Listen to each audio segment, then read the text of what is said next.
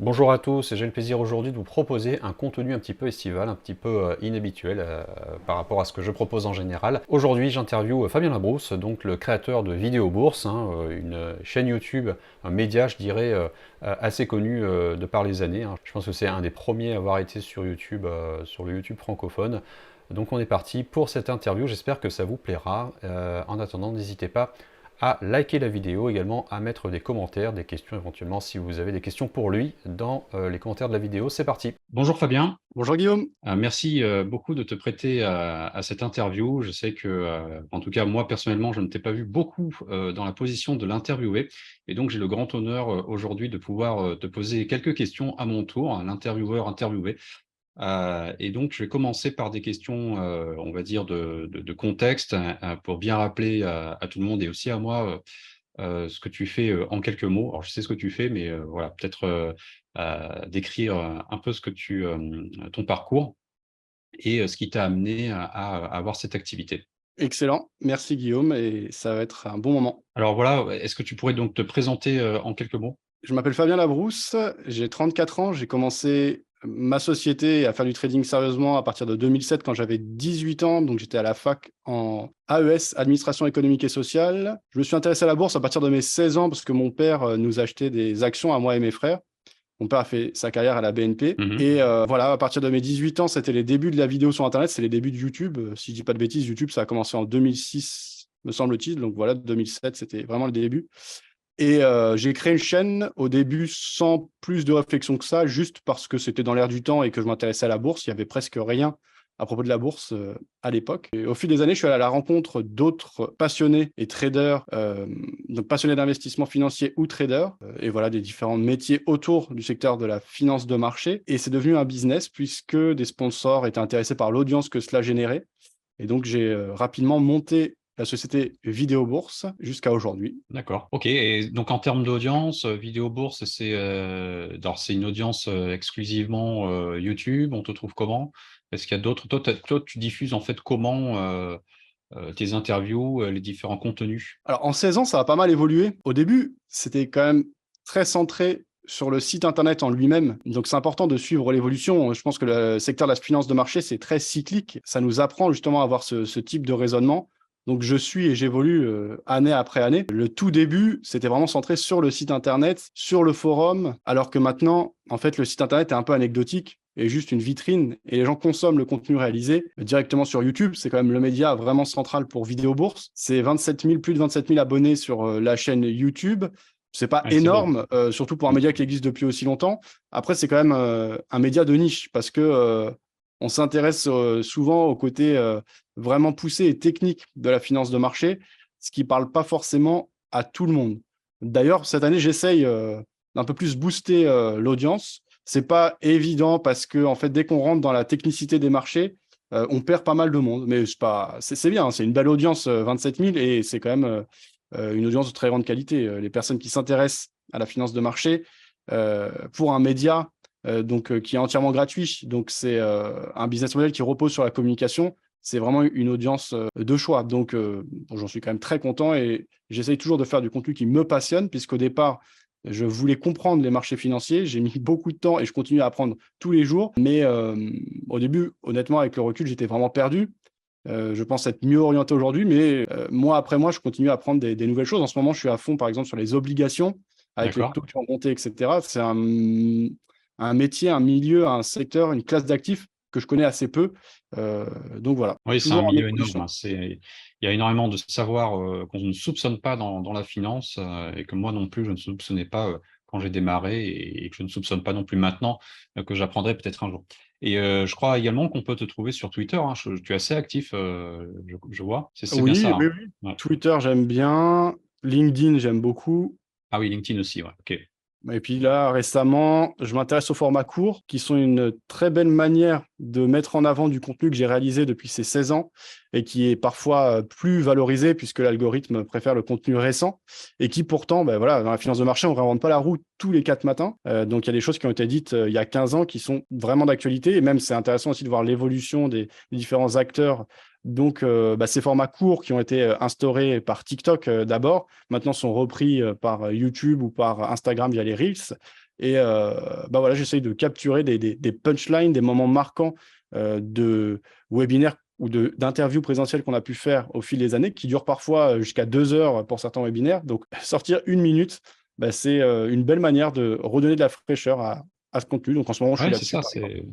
Ça fait une belle accroche, hein. Quand tu dis cours, c'est pas des cours en ligne, c'est des formats en fait réduits en temps pour donner un petit peu une idée de ce qu'on peut trouver. Et d'ailleurs, moi, c'est comme ça que j'avais accroché sur quelques interviews que tu as fait, sur des phrases comme ça. Ah, la personne semble intéressante, j'ai envie d'en savoir un peu plus. OK. Si on regarde un petit peu ton parcours d'investisseur ou de trader, je ne sais pas en fait. Toi, tu as commencé à t'intéresser à la bourse donc assez jeune. Qu'est-ce qui t'a attiré là-dedans et qu'est-ce que tu fais en fait actuellement en bourse? Tu dis que tu travailles sur les obligations. Quel est un petit peu ton emploi du temps, on va dire type? Alors, en ce moment, je suis pas très actif, donc c'est plutôt de l'approche long terme. Mmh. Donc, cette année, je me focus vraiment sur le média, sur le développement de l'activité. Donc, je vais plutôt monter des stratégies à horizon plusieurs mois, voire quelques années. Du coup, dans l'action en elle-même, il n'y a pas trop de prise de décision au quotidien. Par Mmh. contre, par le passé, j'ai eu des phases de trading très actifs qui pouvaient aller jusqu'à, au grand maximum, on va dire, une dizaine de trades par jour. Donc, c'est quand même vraiment actif. En fait, maintenant, avec le temps qui passe, j'essaie vraiment d'adapter mon trading à mes objectifs et pas Ouais, l'inverse. Parce pas qu'en l'inverse, fait, c'est important. Mmh. sur les marchés, on a une immense liberté. En fait, en tant que particulier, on a une liberté totale. Et en fait, ce qu'on voit, c'est que la majorité des particuliers qui veulent rentrer dans l'approche active échouent. On parle de 80 à 90% de perdants. Alors, quand on regarde l'investissement de long terme passif, 70%, en tout cas d'après les sondages menés auprès de notre audience, des investisseurs long terme gagnent. C'est un peu difficile ça à accepter d'ailleurs parce qu'en fait, dans la plupart des métiers, plus on met du cœur à l'ouvrage, plus on travaille et plus on a de réussite. Or, en trading, il y a ce travail à faire de recul quand c'est nécessaire. Il faut travailler beaucoup dans la compréhension, mais finalement, dans le passage à l'action, il faut s'en méfier. Et d'ailleurs, il y a quelques mois, là, on avait fait un live dédié à l'overtrading. Et Mmh. justement, c'est ce côté addictif qu'on retrouve dans une approche gambling du trading, en fait, et des biais qu'on peut retrouver dans tout ce qui est paris sportif ou jeu d'argent. Cette excitation, et en fait, c'est pas bon. Il faut s'en éloigner et c'est difficile, surtout quand on débute, Bien puisque sûr. le contenu qui est produit majoritairement, c'est du contenu où on va valoriser ça, en tout cas où les influenceurs vont mettre en avant. Et encore une fois, comme on est dans un environnement vraiment cyclique, il y a des cycles. Il y a quelques années, il y a eu la bulle sur les crypto-monnaies et il y aura d'autres bulles demain. Et en fait, quand il y aura ces bulles, il y aura des gens qui vont s'enrichir facilement et qui vont en tout cas promouvoir, parce qu'en fait, il y a des gens qui gagnent de l'argent en Ouais. investissant sur des actifs, que ce soit des actions, des crypto-monnaies, etc. Et à chaque fois, ces bulles s'accompagnent de tous les métiers et activités qui vont autour. Donc, formation, communication. Et en fait, c'est sûr que ça se Ouais. répétera, en fait. Et je dirais que c'est au particulier, à l'individu, d'être fort, de ne pas céder au chant des sirènes. C'est ça, mais Voilà. c'est un sujet extrêmement intéressant que tu soulèves et je vois que tu as acquis beaucoup de profondeur. En tout cas, tu as de beaucoup de profondeur là aujourd'hui quand tu m'en parles, parce que c'est des problématiques qui sont réelles, hein. Dire que 90% de perdants sur le court terme versus 70% de gains sur le long terme, c'est aussi des chiffres que j'avais déjà entendus, lus. C'est des chiffres qui sont avérés, c'est des chiffres qu'on retrouve également dans les statistiques des sociétés de prop trading qui disent exactement la même chose, des challenges, il y en a 90% qui échouent, etc., etc. Et en fait, il y a un narratif qui vise à promouvoir, ou en tout cas à donner un maximum d'effet d'appétence sur les produits sur court terme. Je voudrais juste dire un Oui, truc par rapport à du coup. toi. Je connais un peu ton parcours parce qu'on a fait un live ensemble, mais on a plus parlé d'intelligence artificielle et je regarde beaucoup de tes vidéos, donc je vois un peu ton approche. Je pense que, en fait, disons que tu mets ta connaissance du marché, ton trading, au service de tes ambitions et tes objectifs personnels. Et ça, c'est déjà important. Moi, je sais, quand j'ai démarré, j'avais 18 ans. Déjà, de toute façon, en fait, quand on vieillit, on n'a pas eu tout le même état d'esprit, pas les mêmes obligations, pas les mêmes contraintes. Et au début, moi, ce qui m'intéressait, c'était le côté liberté absolue, gagner de l'argent et ce côté scalable de l'activité, qui veut dire qu'avec un même savoir-faire, on peut gagner beaucoup plus. J'ai fait pas mal d'erreurs dans mon parcours au départ. J'ai fait aussi des belles choses et je voyageais beaucoup tout le temps, etc. Donc voilà, je dirais quand même bien centrer les choses sur soi, bien se connaître et connaître ses objectifs pour tenter, je dis bien, de mettre le marché, Oui, de mettre son trading au service et ses activités autour du trading aussi, parce que moi j'ai un côté média qui est même très important. Au-delà de mon investissement personnel, toi tu développes pas mal de choses autour de ton trading aussi avec ta oui. communauté, les formations et un peu un côté média aussi, puisque ta chaîne YouTube Absolument. a vraiment propulsé. Ouais, Donc voilà, je dirais vraiment ça à nos auditeurs aussi. tu es effectivement en train de développer l'idée que le trading, on met le trading au service de sa vie et pas le contraire, on ne se met pas au service du trading. Et ça, je suis vraiment bien placé pour confirmer cela. Or, effectivement, la grande majorité des gens agissent par passion, hein. On est câblé comme ça, on a une passion, on a envie de creuser, et on creuse en profondeur. Et parfois, on creuse un peu son trou et on s'enterre dedans. Donc c'est très, très juste. Oui, alors excuse-moi encore hein, de rajouter quelque chose, mais oui, alors en plus, il faut comprendre que l'industrie, elle est comme elle est, et déjà, il faut la comprendre et comprendre comment elle fonctionne. Et du coup, si on est naïf et que justement, on ne sait pas où on va et qu'on se laisse aller par ses émotions, on trouvera toujours quelqu'un en face, un commercial, un sales ou une société, un intermédiaire qui a un intérêt à te donner ce que tu viens chercher, en fait. Et en fait, on a l'impression que c'est super la liberté, alors qu'en fait, il faut savoir qu'en faire. Et dans les faits, et dans les statistiques, c'est très, très difficile. Exactement. Alors, si on part un petit peu maintenant, on regarde un peu ton parcours, puisque tu parles de différents interlocuteurs, acteurs de marché, comme on dit. Quelles ont pour toi été les rencontres les plus marquantes? Je ne vais pas citer de nom parce que avec tous les gens D'accord? que j'ai rencontrés, je vais forcément en oublier. Après, les plus marquantes, en fait, mon père, de toute façon, m'a acheté mes premières actions, donc c'est lui qui m'a mis le pied à l'étrier, ça c'est clair et net. Et après, en fait, je suis allé à la rencontre de profils divers. Au début, en fait, de par ma formation, je ne comprenais pas bien comment fonctionnait le secteur de la finance de marché, quels étaient les différents acteurs. J'étais à l'université pour étudier l'économie, mais en administration économique et sociale, on parle surtout des théories économiques et Oui. des imbrications entre les concepts économiques et les grands penseurs, Adam Smith, Keynes, etc., et la réalité de l'entreprise, les articulations entre la politique monétaire, etc. Mais en fait, on ne rentre pas dans le concret. Il y a d'autres écoles, d'autres types de formations qui forment à ça. Et en France, on a de très bonnes écoles. Donc, au niveau des formations académiques, je vais en citer quelques-unes, mais Dauphine, HEC, Polytechnique. Alors, il y a des volets finance, mais du coup, c'est plus des écoles d'ingénieurs après. Dans les faits, ça aussi, ça, c'est un peu un problème, mais c'est comme ça que ça fonctionne. Mais en France, en fait, si on veut intégrer les salles de marché des grandes banques, les salles de marché prestigieuses, il faut faire des études d'ingénieur.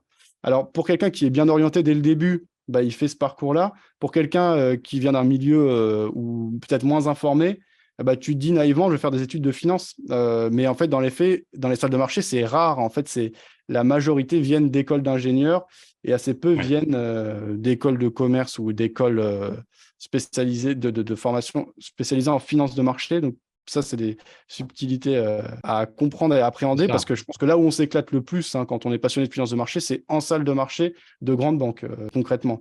Voilà. Après, il y a plein d'autres métiers. De toute façon, si on parle de l'asset Ouais. management, de la gestion d'actifs, c'est encore autre chose. Si on parle, nous, on est une niche, le trading plutôt à destination des particuliers, mais ce qui est marrant aussi, c'est que tout le monde est un particulier, in fine. Même les gars qui sont en salle de marché des grandes banques, Bien sûr. quand ils ont fini leur journée de trading, c'est aussi des particuliers. Et du coup, au fil des années, j'ai pu en rencontrer pas mal. Et en fait, là aussi, il y a des profils divers. Et quand ils redeviennent particuliers, ils sont aussi dans des problématiques. Alors, ils sont bien mieux informés, mais donc voilà, ça, c'est sympa. Le marché est très vaste. Il y a plein de manières de l'appréhender, d'en faire des belles choses si on sait ce qu'on y fait. J'ai rencontré des formateurs qui m'ont beaucoup appris. Donc, que ce soit des formateurs académiques ou des formateurs euh, particuliers, en fait, qui ont leur business de formation. Les brokers, en fait, plateformes de trading et brokers, ça a été les principaux sponsors de Vidéo Bourse au fil des années. Et D'accord. du fait de leur sponsoring, ils ont aussi des objectifs et des attentes par rapport à l'argent qu'ils investissent pour sponsoriser Vidéo Bourse. Ça me pousse à comprendre les problématiques qu'il y a derrière, leurs objectifs, et du coup les interactions que j'ai pu avoir avec les différents sales, par exemple, ou les différents métiers du monde du courtage, donc en termes de vente, de communication, de technologie qu'il y a derrière, la gestion des flux d'ordre. Tout ça a été très formateur aussi pour moi. Ensuite, au fil du développement de Vidéo Bourse et des rencontres, il y a eu d'autres profils, voilà, les anciens de salle de marché. En général, les traders actifs en salle de marché ne communiquent pas, mais par contre, quand ils ont fini, comme je te dis, hein, il y en a qui sont vraiment passionnés par le marché, ou alors qui ensuite, après leur carrière, veulent monter leur business ou communiquer. Et donc, c'est une manière de les rencontrer, de savoir comment ils procèdent, comment ils réfléchissent. D'autres rencontres, les gens de la gestion. Ouais, je suis membre d'une association qui s'appelle le TNFC, The New Financial Circle. Et donc là, c'est vraiment orienté asset management. C'est des professionnels du secteur. Et donc ça, c'est des visions plutôt de long terme, mais il y a des manières de construire la performance et de gérer le risque qui m'ont quand même pas mal ouvert l'esprit. Voilà, des gestions avec une grande partie en obligation et une plus petite partie sur du risqué, donc soit des actions, soit des options. Ça, c'est des manières d'apprendre le marché qui sont vraiment intéressantes. Ces personnes-là que j'ai pu rencontrer, déjà, leurs problématiques en salle de marché, elles évoluent complètement parce que au début de Vidéo Bourse, donc en 2007, 2008, 2009, 2010, quand j'en rencontrais qui me racontaient leurs histoires en salle de marché, ils me parlaient pas mal de trading spéculatif, et etc. Alors qu'aujourd'hui, c'est plus le même métier. Puisqu'il y a la loi Volcker qui a tout changé suite à la crise de 2008. Et aujourd'hui, en fait, c'est construire un produit, le vendre, et le trader, lui, va se charger de maintenir la marge qui a été faite au moment de la vente du produit et de se protéger, etc. Donc, le métier a vraiment changé de ce côté-là. Et comme je disais en début, de toute façon, la finance de marché, c'est cyclique. Il faut suivre ce qui se passe, comprendre ce qui se passe et aller avec. Voilà. Il y a des Il n'y a grandes rien de règles qui ne changent figé. pas, Ouais. des manières de faire qui ne changent pas, mais par contre, la thématique est toujours surprenante. Récemment, c'était les crypto-monnaies. Je pense que tu parlais des crypto-monnaies justement en 2007 à quelqu'un. C'était totalement farfelu. Là, le buzz du moment, le buzzword, c'est l'intelligence artificielle. Ça tire les marchés actions vers le haut. Je pense qu'on ne peut pas encore parler de bulle, mais il faut surveiller, quoi. C'est sûr qu'il y aura de nouveau ces phénomènes. Ça, j'en suis persuadé. Ok. Écoute, parfait. Quels sont, selon toi, du coup, comme on parle effectivement beaucoup de trading, j'ai l'impression que c'est effectivement quelque chose qui te guide, de comprendre comment les professionnels fonctionnent sur les marchés, qu'est-ce qu'ils en tirent, quels sont leurs avantages concurrentiels par rapport à nous, hein, aux traders plutôt particuliers. Mais effectivement, si on reste voilà, dans ce domaine-là du trader qui dispose déjà d'aujourd'hui de beaucoup d'informations, hein, comparé il y a 10-15 ans, ça n'a absolument plus rien à voir. On peut avoir des flux d'abonnement à des sites dont certains sont aussi riches que des parties de Bloomberg, hein. On peut vraiment avoir des informations incroyables en payant quelques dizaines d'euros par mois.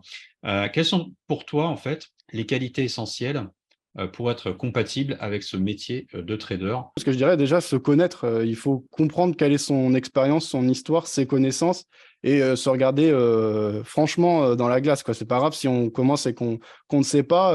Si on arrive humblement et qu'on essaye de comprendre et qu'on s'intéresse au bon sujet, on va de toute façon progresser. Alors que si dès le début on se met une pression, en plus une pression sociale en disant je me lance dans le trading, j'ai tout compris, je suis un boss, ça va être très compliqué. Donc déjà être humble, bien se connaître et cerner son D'accord? profil et cerner ses objectifs. On revient à ce qu'on disait au début. Si ton objectif c'est et puis fixer des objectifs à court terme, à moyen terme et à long terme et essayer d'être relativement raisonnable. Après, pourquoi pas sur le long terme être rêveur, parce que c'est comme ça Mmh. aussi qu'on fait des grandes choses. Et dans l'exécution du quotidien, être plus rationnel et mesuré. Donc, par exemple, regardez déjà ce qu'arrivent à faire les très bons investisseurs dans la durée sur le long terme. En général, on parle d'une récurrence entre 10 et 20% à l'année Ouais, à pour l'année, des ouais. investisseurs.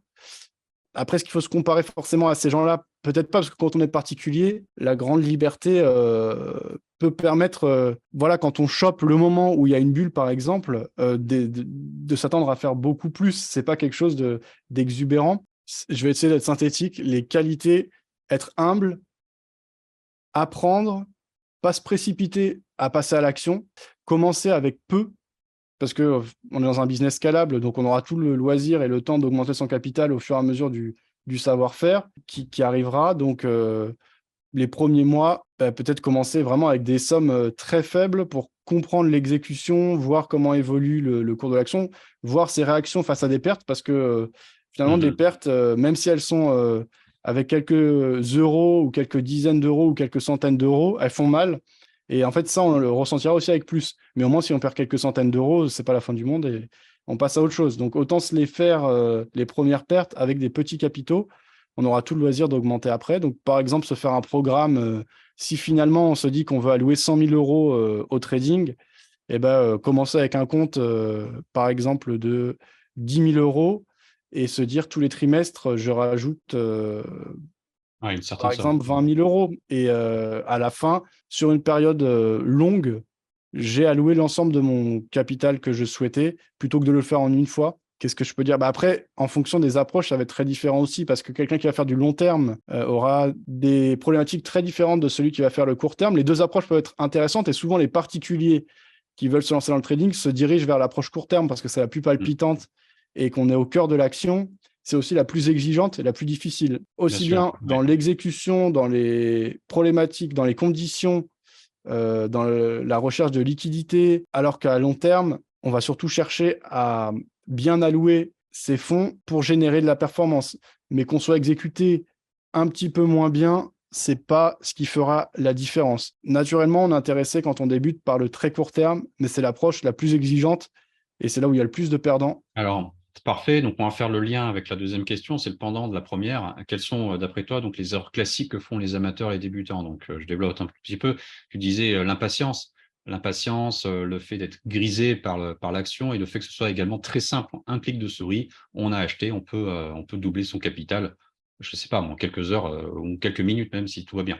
Donc, quelles sont pour toi, en fait, les erreurs, on va dire, stratégiques classiques que font trop grand nombre de débutants? L'utilisation excessive de l'effet de levier, D'accord? le fait de ne pas accepter ses pertes et donc de tout faire pour pas les prendre ou augmenter son risque pour tenter in fine de finir en gain à la fin de la journée pour ceux qui font du trading court terme. Ça, c'est ultra Mmh. classique.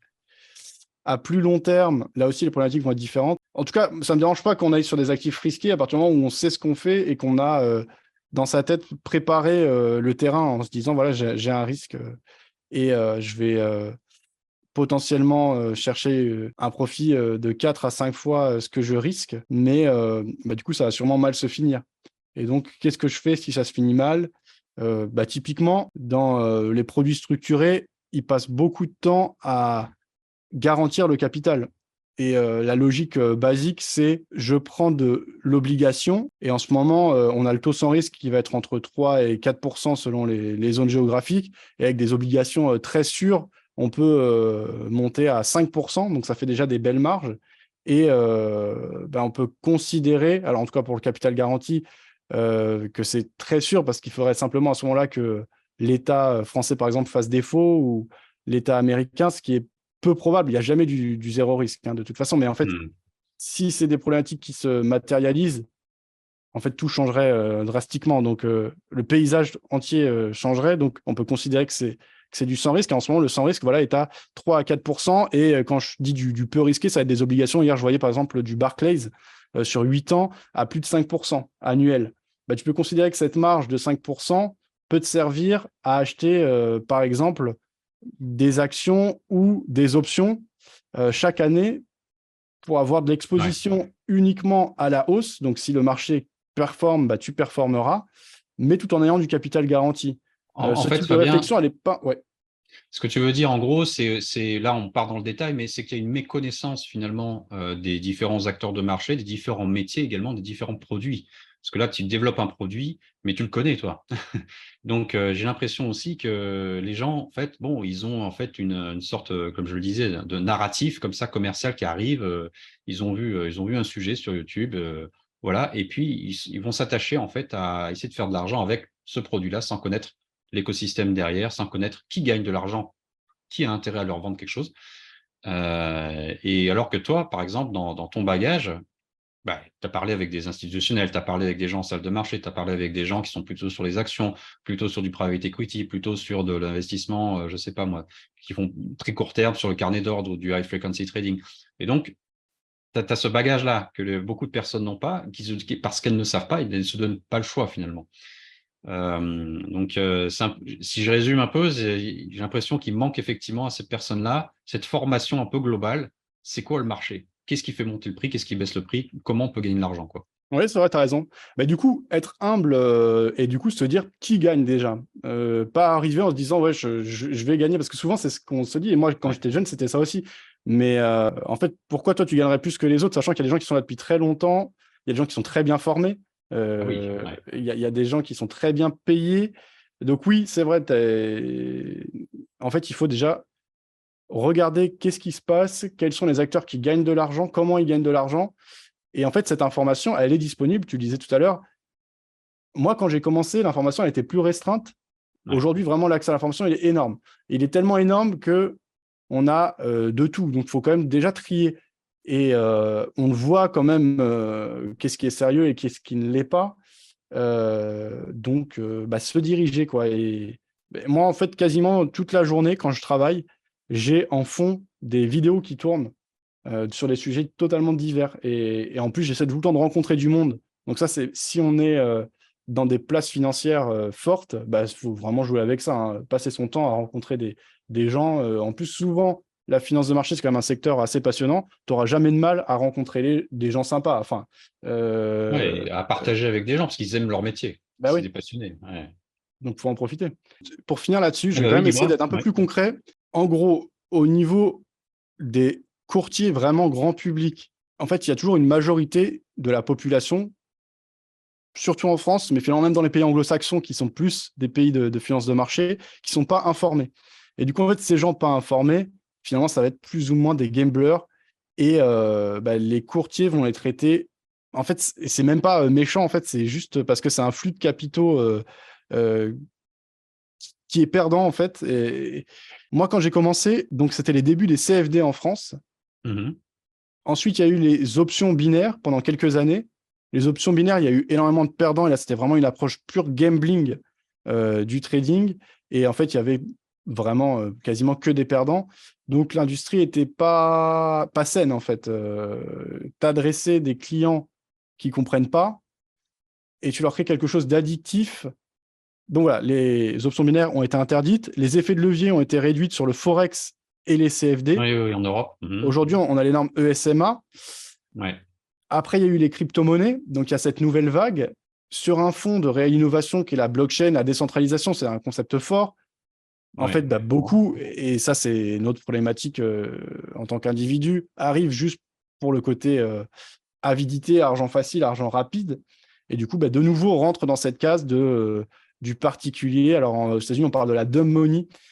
Après, du coup, il y en a qui ont réussi à s'enrichir autour de la crypto en créant des projets Ouais. ou en tradant. Mais à partir du moment où tu commences à être trop actif et que tu sais pas trop ce que tu fais, c'est cuit. En fait, tu vas Ouais, c'est ça. perdre. Quand tu fais que du directionnel, que tu essayes d'être partout, mais que tu comprends pas bien comment tu as exécuté, en fait, le courtier derrière, Ouais, il va prendre sa quelque part, marge. les gens se mentent quelque part à Ouais. eux-mêmes. Tu parlais de dumb money. La dumb money en anglais, c'est la monnaie stupide. C'est pas que les gens sont stupides, mais ça fait opposition à la smart money. Il y a la smart money, donc les institutionnels, ceux qui savent comment investir, hein, qui connaissent l'industrie, dont c'est le métier. Et puis il y a les particuliers, dont c'est par définition pas le métier. C'est ce que les anglo-saxons ont imaginé, donc un terme, la dumb money. Donc pour ce terme-là. Mais effectivement, hein, je le vois. Bon, quelque part, les gens, effectivement, je pense que c'est aussi un biais. Ils sont attirés par la lumière. Or, dans cette industrie, même si, comme tu l'as dit, depuis les années 2000, 2010, ça s'est un peu nettoyé. On a eu régulé, on va dire plutôt, autorégulé et régulé par les instituts, les autorités des marchés. On a toujours un intérêt, l'intérêt des brokers, l'intérêt de certains intermédiaires de gagner de l'argent. De toute façon, le broker va gagner de l'argent, soit en faisant payer des commissions, bah, c'est normal, il va rendre un service, soit il va trouver un moyen de gagner de l'argent. Et si 90% des traders sont perdants, qu'est-ce qui l'empêcherait à lui de reverser des positions comme il voit toutes les positions de tous les traders particuliers? Bah, il peut s'amuser sur un compte à part, une société à part, de reverser ces positions-là et gagner également beaucoup d'argent. Donc, en fait, je pense qu'il faut être très honnête avec ça. Il y a des brokers, il y a des gens qui vont vous vendre des abonnements, des signaux. Il y a une industrie énorme derrière cela. C'est à chacun, effectivement, de faire le tri et d'être le plus, comme tu le disais, humble. Oui. Alors, Excuse-moi je voulais de rebondir sur de ça, c'est important. reprendre, Oui. mais il faut différencier vraiment l'investissement sans effet de levier de l'investissement sur marge, avec effet de levier, parce que les problématiques sont très différentes. Quand tu investis sans effet de levier, en fait, dans le pire des cas, ton actif va vraiment perdre de la valeur. Alors, en fonction du type d'actif plus ou moins risqué que tu vas choisir, voilà, si tu rentres vraiment sur des grosses actions ou sur des paniers d'actions, tu vas jamais tomber vers zéro. Alors que si tu prends des actions extrêmement risquées, tu auras une volatilité qui sera plus grande, mais en tout cas, tu auras toujours tes actifs. Quand tu es sur du trading à effet de levier, tu as la notion de marge. Et donc, c'est là aussi ultra compétitif et difficile. Les épisodes de volatilité, ils arrivent et ils arriveront, et ils arrivent souvent sans frapper. Alors, ceux qui Ouais. sont en investissement sans effet de levier sont aussi touchés, mais de manière bien différente. Donc, ça, c'est important de le différencier. Et tu me disais au niveau des erreurs, là, on a surtout parlé de justement ceux qui font vraiment du trading spéculatif avec de l'effet de levier ou quelque chose de très, très actif, mais même pour les plus passifs qui se mangent des cracks comme en 2008. Et moi, avant que je commence, il y avait eu 2000, la crise de l'explosion de la bulle Ouais. Internet. Et en 2020, alors ça a été une remontada éclair, mais on s'est mangé un crack. Souvent, c'est en fait, quand on est sans effet de levier, de l'épargne qu'on a créé avec sa force de travail au fil des années et des décennies. Et ça pousse certains à abandonner la bourse, à se dire c'est de la connerie. Voilà, je comprends quelqu'un qui a construit une assurance vie ou un PEA sur des années ou des décennies et qui voit en quelques mois son épargne dévalorisée de la moitié, de 50%. Il y Ouais. a un côté décourageant. Alors que quand on prend du recul sur 30 ans, on voit que la bourse, c'est la meilleure classe d'actifs, mais meilleure que l'immobilier en termes de performance. Mais du coup, voilà, encore une fois, se connaître et connaître ses objectifs, en tout cas savoir à quoi s'attendre, parce qu'on sait qu'il y aura de nouveau des cracks. Alors peut-être que d'ici là, le marché aura fait x2, mais dans les 10 prochaines années, c'est probable qu'à un moment donné, en tout cas, on aura des épisodes de forte volatilité, et sinon qu'on ait des cracks. Alors, quand je parle crack, je parle vraiment de moins 30, moins 40, moins 50% rapidement. Et ne pas s'y préparer, c'est s'exposer à une surprise désagréable. Donc voilà, même peu importe comment on investit, s'informer pour savoir ce qui va se passer. Ben, en fait, ça me rappelle un livre de Taleb qui a écrit sur le signe noir, Ouais, qui disait, mais il n'y a personne qui pense au mauvais scénario. C'est-à-dire que les gens sont ultra optimistes. Pareil, c'est un biais. Je vais vraiment faire un sujet là-dessus. C'est un biais parce que les gens se focalisent sur le positif. Ce qui va se passer, c'est le positif. Alors que nous, enfin, en tout cas pour moi, dans le trading, j'ai appris qu'il y a toujours deux scénarios. Il y a le scénario défavorable et le scénario favorable. Et en fait, Nassim Taleb, dans ses écrits, souvent, il dit en fait, mais apprenez des gens qui ont échoué. Vous allez apprendre énormément. Eux, ils sont passés par là, ils sont passés par un échec, où ils vont vous apprendre beaucoup plus que les gens qui affichent des super résultats sur Twitter. Mais effectivement, voir en fait l'envers du décor et comprendre pourquoi ça ne marche pas, quelque chose ne marche pas, finalement, vous allez en tirer une meilleure leçon et en tout cas une psychologie aguerrie, plutôt que de concentrer, de mettre des lunettes roses tous les jours et de se prendre des cartouches comme. Donc voilà, c'est un bon bouquin, Nassim Taleb. Je pense que tout ouais, ce qu'il a écrit est à lire. ouais. Euh, Tout à fait. donc en fait, toi, Fabien, tu as eu un parcours ultra riche. Ultra riche parce que c'est pas une, deux rencontres, tu vois, un institutionnel, il va travailler pour une banque, puis une deuxième ou une troisième. Dans sa carrière, il va faire des rencontres dans cette issue-là. Mais toi, en fait, c'est comme si tu avais travaillé pour plusieurs banques, pour plusieurs établissements privés, pour plusieurs également je sais pas moi, tu es allé voir du côté des brokers également. Donc, tu as une vision, on va dire, 360 de cette industrie-là. C'est vachement intéressant.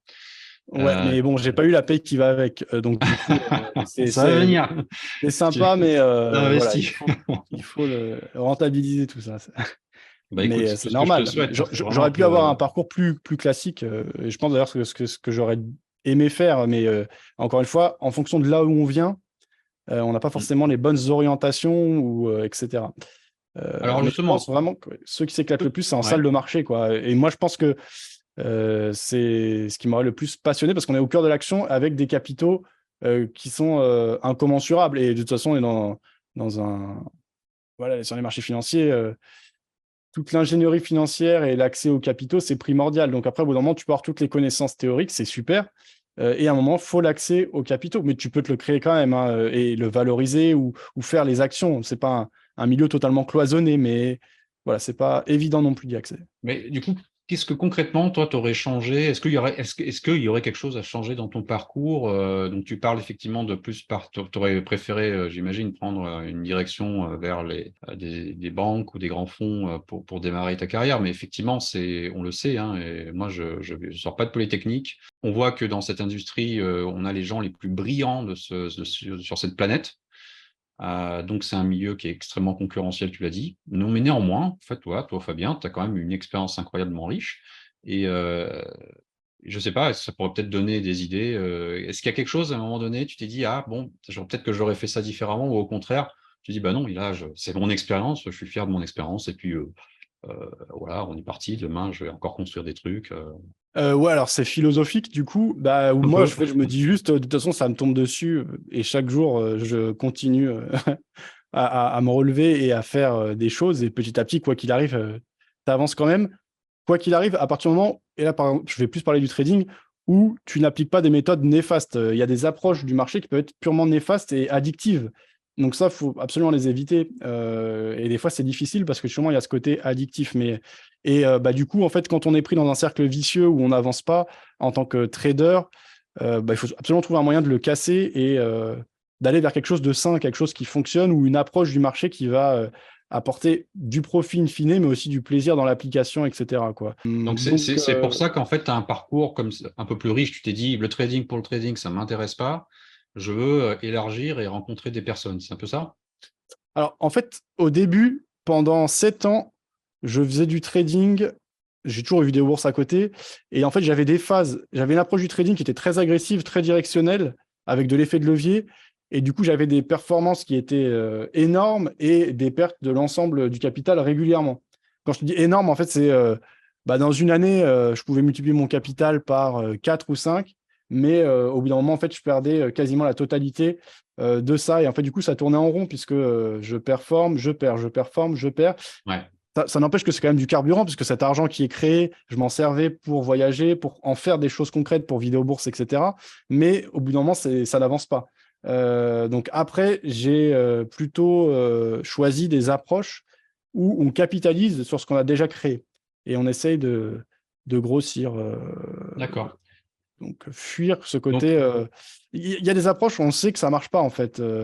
Bah, par exemple, quand on commence le scalping, on va prendre des petits gains, ou même quand on fait du trading d'options, souvent on commence par vendre des options, enfin, pas forcément, on peut aussi en acheter, mais du coup, être dans une logique de gagne petit, et les Anglais, ils ont une blague et une expression là-dessus, c'est manger comme un poulet et déféquer comme un éléphant. Et du d'accord. coup, c'est exactement ça. En fait, tous les jours, on est content parce qu'on a son petit gain, sa petite récompense, le côté Ouais, cognitif est super substantiel. important. Donc, Hmm. on a l'impression d'avoir fait quelque chose aujourd'hui et d'avoir concrétisé un petit gain. Et par contre, bah, on occulte ou on évite absolument la perte. Et du coup, plus on l'évite, plus on l'ignore, bah, plus le jour où elle arrive, elle est importante. Donc, il faut absolument fuir les cercles vicieux pour se tourner vers une approche réelle qui fonctionne des marchés. Et il y en a. Si je pose la question différemment, donc Fabien, c'est Fabien, Guillaume, c'est Guillaume. Euh, qu'est-ce que tu recommanderais à un jeune, d'accord? Voilà, il a, mettons, 15 ans, voilà. Toi, tu as démarré 14-15 ans, voilà, il y a 15 ans. Qu'est-ce que tu lui recommanderais comme parcours pour maximiser ses chances de s'épanouir euh, dans la finance de marché? Alors, bah déjà, les jeunes, ils sont très speed, hein, les nouvelles générations, là, Ah oui. ils m'attendent pas pour prendre les bons choix pour certains d'entre eux, Ouais, mais c'est pas vrai pour tous, loin de là. Donc, bah, bonne question. Ce que je lui conseillerais, si vraiment il veut faire du trading, qu'il a un réel intérêt pour les chiffres, les statistiques, les probabilités, la finance de marché active, bah, c'est de faire des maths à fond, essayer d'intégrer la meilleure école d'ingénieur possible, parce que c'est ce chemin qui permet d'atteindre les métiers les plus palpitants, le front office dans les grandes banques. Euh, les maths. OK. donc, ouais, du coup, 15 ans, faire des maths à fond et cibler les meilleures filières pour atteindre les meilleures écoles. Et là, je parle d'un point de vue franco-français. Toi, tu es en Russie, donc j'imagine que voilà, l'approche est différente. Mais pour nos Oh, problématiques les maths, c'est les franco-françaises, maths aussi, hein. C'est les maths aussi chez nous. Ouais. Alors, l'école à partir de 7 ans, et donc, non, ouais, je crois que c'est 9 ou 10 ans, je confonds.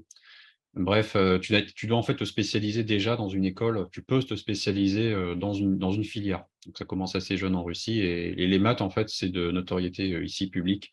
Ouais. Ça mène à tout. Et donc, voilà. Euh, c'est les maths à fond pour n'importe quoi. Tu es musicien, fais des maths. Ok. Alors, maintenant, pour revenir plutôt sur toi, quels sont tes objectifs personnels ou professionnels pour l'avenir pour Vidéo Bourse? Je vais essayer de faire un média de qualité. J'avais accompagné une start-up, donc en fait, j'avais mis au service mon audience pour accompagner un projet. En l'occurrence, après, on s'est séparés sur ce projet spécifique. Là, je travaille avec deux partenaires d'excellente qualité qui sont le top, je pense, en termes de plateforme et de courtier. Donc, ça va être une année intéressante. Et D'accord. je vais essayer de faire le meilleur contenu maintenant que j'ai de toute façon de la visibilité là sur un an, de me concentrer sur faire du contenu de qualité, apporter réellement de la plus-value et de la valeur pour les personnes qui s'intéressent au trading, être ouvert et donc aller à la rencontre des différentes personnes. Et voilà, au travers de tout le côté communautaire qu'on peut aujourd'hui développer en ligne, peu importe le sujet qui nous Mhm. intéresse. Voilà, j'ai un Discord, Super. j'ai YouTube. À toi, tu vois, on s'est jamais vu de visu alors qu'on se connaît, on échange des super idées. Donc tout ça, en fait, continue. Alors, est-ce qu'on peut te rencontrer physiquement? Est-ce que tu participes à des salons, des choses comme ça? Je sais qu'en septembre, il y a les salons d'analyse technique, ce genre de choses. Alors, pendant 10 ans, j'ai couvert toutes les éditions et j'ai animé des interviews et débats. Là, j'y suis pas allé récemment. C'est bien aussi de faire un break. Je pense que j'y retournerai prochainement en fonction des occasions d'y venir. Les salons, c'est bien. Ça permet en un jour d'avoir Ouais, de de rencontrer rencontrer beaucoup de énormément de monde. personnes. Et dans ce monde de plus en plus connecté, eh ben, c'est important d'ajouter les rencontres physiques. Donc voilà, je suis présent à certains événements, à certains salons. Au bureau, j'essaye de régulièrement faire venir des amis ou des personnes que je connais depuis longtemps pour faire des journées de travail. Des fois, on couple ça avec des interviews présentielles quand l'invité en fait a intérêt à communiquer. Donc voilà, c'est important pour moi la Super. rencontre. Après, on peut pas rencontrer tout le monde tout le temps et c'est pas l'objectif. Il y a des gens avec qui on s'entend, des gens avec qui on s'entend moins, et cetera. Mais voilà, je suis présent et on peut me rencontrer. Je suis sur Paris de toute façon. Super, bah écoute, merci beaucoup Fabien. Je te laisse le mot de la fin, si tu souhaites rajouter quelque chose. Un grand merci Guillaume pour ton temps. Ça me fait Avec plaisir. plaisir d'exprimer mes idées. Comme tu l'as dit, je suis souvent, enfin quasiment tout le temps dans le rôle de l'intervieweur et c'est mon rôle, hein, c'est mon métier. Et de temps en temps, ça fait du bien aussi d'exprimer ses propres idées. Donc, tu m'as permis de jouer ce rôle aujourd'hui, c'était sympa. Bah, écoute, c'était un plaisir de t'entendre. Moi, j'étais ravi de faire ton interview et je trouve qu'il y a énormément de maturité. Bah, évidemment, hein, depuis des années que tu connais cette industrie-là, que tu es passé un peu par toutes les fonctions de trader, intervieweur, etc. Et donc, ça a été vraiment un plaisir de t'écouter et même en général d'échanger avec toi. Ben, écoute, merci beaucoup et puis à très bientôt, j'espère. Bye. Bonne journée, Bye bye. Guillaume. À présent, le coin des nouvelles. Alors, j'ai un petit peu plus de nouvelles que d'habitude. Je commence à avoir de la visibilité là sur 2023 un petit peu plus qu'avant. Donc, c'est parti pour ces nouvelles. La section outils en ligne est toujours là. C'était juste pour vous rappeler en fait un enrichissement qui a eu lieu récemment. C'est une partie consultation. Alors, je fais toujours des coachings, mais c'est au compte-gouttes, puisque c'est un engagement pour moi qui va durer 1 mois, 2 mois, 3 mois. Donc j'ai assez peu de place pour le dire très clairement. Si vous avez besoin d'un coaching, de toute façon, la première des étapes à faire, c'est d'en parler ensemble. Donc vous pouvez toujours m'écrire et je vous dirai si j'ai de la disponibilité ou pas. Maintenant, il y a également des sections consultation parce que je reçois des sollicitations pour répondre à un certain nombre de questions, que ce soit des questions d'orientation, des questions de trading, des questions par exemple de trading. Ça peut même parfois être des questions, j'ai un trade qui se passe mal, je suis collé, j'ai du mal à avoir du recul, qu'est-ce que tu en penses Guillaume? Et à ce moment-là, en fait, c'est une petite consultation de 20 minutes On en parle, je vous donne mon avis extérieur et voilà, et peut-être que ça va vous aider également à résoudre cette position-là. Voilà, donc c'est pas vraiment je donne pas des conseils en investissement, par contre je vais vous dire voilà, qu'est-ce qui se passe sur le marché, quel est mon ressenti personnel et comment je débouclerai la position si j'étais à votre place, puisque c'est des choses en fait qui arrivent régulièrement, on me contacte pour cela. Et voilà, donc je le faisais gratuitement, mais voilà, c'est du temps, c'est l'énergie aussi que je vais passer. C'est pour ça que maintenant je préfère encadrer. Ça peut également être des consultations ponctuelles sur des sujets très précis. De votre trading, de votre environnement, de la préparation de votre projet. Ça peut être également une stratégie, vous souhaitez avancer sur une stratégie quelconque avec moi. Donc là, suivant le type, je dirais suivant le menu, on va décider du temps à consacrer à cela. Donc ça peut être 20 minutes, ça peut être 1 heure, ça peut être un peu plus. La deuxième nouvelle, bonne nouvelle, c'est que vous avez été très enthousiaste à cette idée de faire un séminaire en trading algorithmique. J'en ai jamais fait.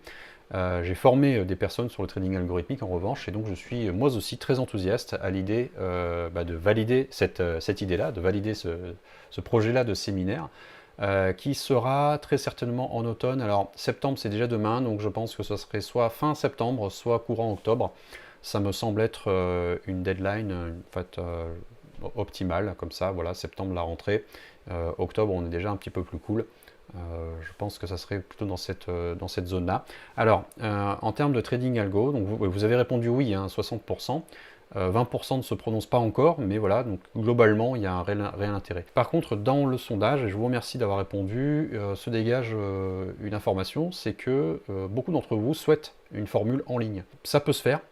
Évidemment, je ne pourrai pas démultiplier le nombre de participants en ligne, ce sera comme le présentiel, il va falloir que je fasse en fait un groupe de 10 personnes maximum pour que je puisse passer du temps avec chacun d'entre vous sur les plages qui seront dédiées à cela. Et donc il y aura du cours fondamental et il y aura des parties pratiques. Là, au lieu d'être en présentiel où je vais être directement voir la personne et voir son écran, là ça va se faire en ligne, mais ça se fait très bien avec écran partagé.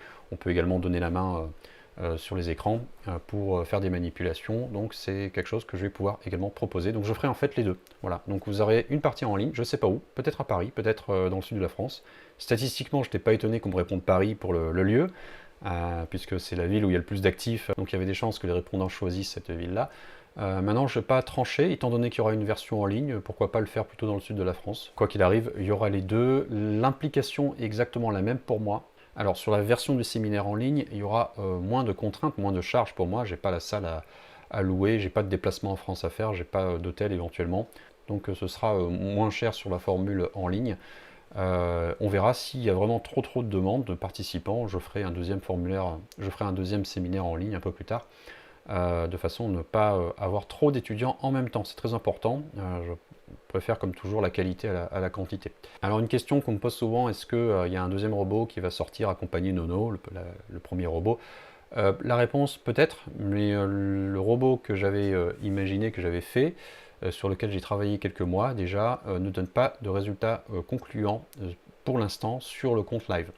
Donc si en live il ne donne pas de test concluant, j'aurais du mal à vous le proposer. Je veux être fier de mon produit, c'est pour ça que voilà, je préfère attendre et valider toutes les étapes. Je rappelle, en fait, un algorithme sur ProRealTime va me demander un peu plus de sélection, un peu plus de temps, puisqu'il est proposé à des utilisateurs, donc à vous, à des clients. Si c'est un algorithme pour moi, étant donné que j'en ai déjà beaucoup, s'il traverse en fait une période de drawdown, c'est pas grave. En général, j'ai de la compensation, j'ai de l'alpha qui vient d'autres algorithmes.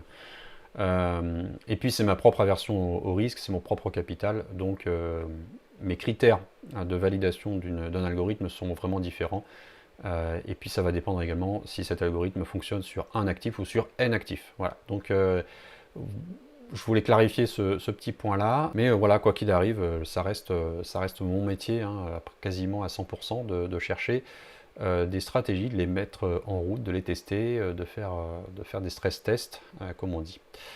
Donc voilà, n'hésitez pas à nous rejoindre sur le Discord. Alors c'est un Discord plus orienté sur le trading manuel. Je fonctionne beaucoup en trading manuel, même si j'y consacre moins de 2 heures par jour. Ça reste une source de revenus, ça reste une source d'intérêt. Et donc nous on échange majoritairement sur cet aspect des choses, mais vous pouvez également échanger. Il y a une section dans le Discord, on peut échanger sur le trading algo sans problème.